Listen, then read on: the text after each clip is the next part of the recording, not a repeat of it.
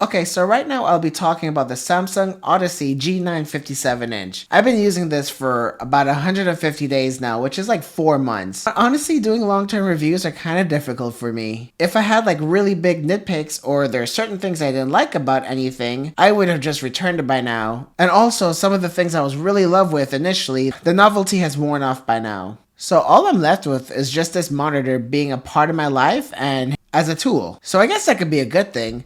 That's mostly what I use this for. It's a tool to get things done, and it's a gaming monitor on the side. So before I get into anything, let's get the build out of the way. It's made out of mostly glossy plastic, and I know that might sound like a bad thing, but I think it's to reduce weight. It weighs 41 pounds, and this thing was a nightmare picking it up from Best Buy, taking it up my stairs, and getting it set up on my desk. And by the way, I'm going to have affiliate links from Best Buy and Amazon if you are interested in picking this monitor up. And especially as of right now, it's on sale for 28% off. It's essentially two high-end monitors attached to one.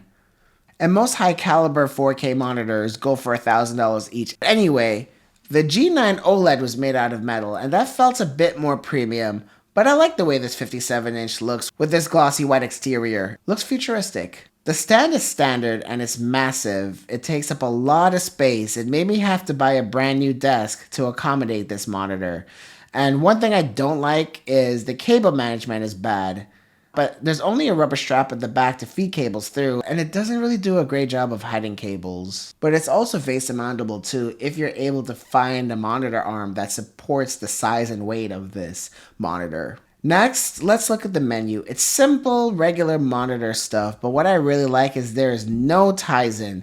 I've used lots of other Samsung monitors that have a TV-like OS, and it's really annoying. For a computer monitor, I just want on and off and regular picture settings. Not all these submenus and apps and services. And with Tizen, something as simple as switching inputs is buried in so many different menus. I hated those, including the G9 OLED monitor. There's also a really cool picture-by-picture mode where you can have two different sources side by side. So this monitor is essentially two 32-inch 4K monitors that's just kind of fused together. So it's perfect for that. I haven't really used that feature though, since I don't really have a use case for it. I usually just use this monitor for my 9-to-5 job. And at nighttime, I'm using my personal laptop to game, edit photos, and create these videos here on YouTube. So let's talk about what it's like to use this monitor in 3 different scenarios, both working a corporate 9-to-5 job, content creation for these YouTube videos,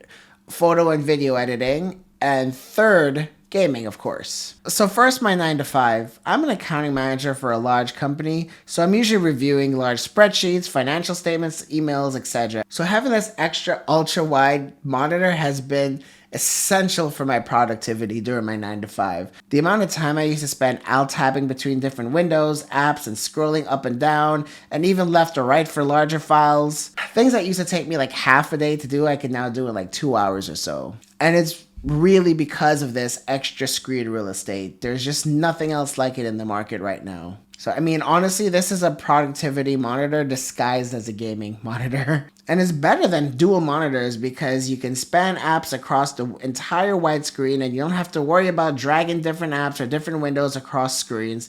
You just move it exactly to where you need it to. And especially when I'm using creative apps like Adobe Premiere. So speaking of which, let's just jump into what makes this monitor great for content creation as well. I can have a 20-minute long timeline viewable on this monitor without having to scroll around. My entire media library, 2 clips, and there's even more room to spare if I wanted to. I'm jumping through way less menus throughout my entire video creation process. And the fact that the resolution is 7680 by 2160, editing photos in Lightroom or Photoshop look really sharp too.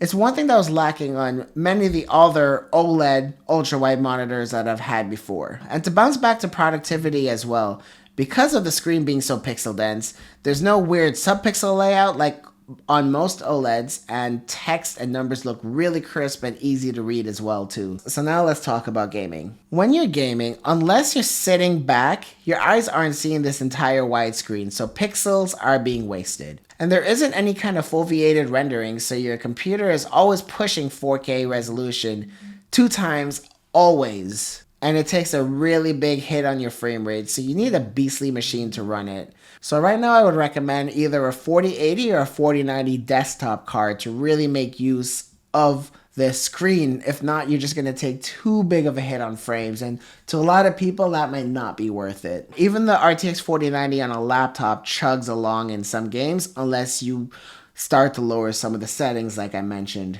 Another issue is most games just don't support 32:9, so the sides look very stretched out, but thankfully, like I mentioned, since it's in your peripheral, you're not really looking there. But if you're able to get past some of these caveats, I think you're in for a treat. It's a mini LED panel with over 2,000 dimming zones, and yes, I counted them, and HDR with over 1,000 nits of peak brightness. I'll get to measurements in a second, but there is some blooming, and there is flicker when the dimming zones are turned on. You can turn them off for a flicker-free experience. So this is especially great, again, coming back to productivity tasks. So now let's get into the measurements. You're not getting the highest color gamut like you would with QD OLED or OLED in general.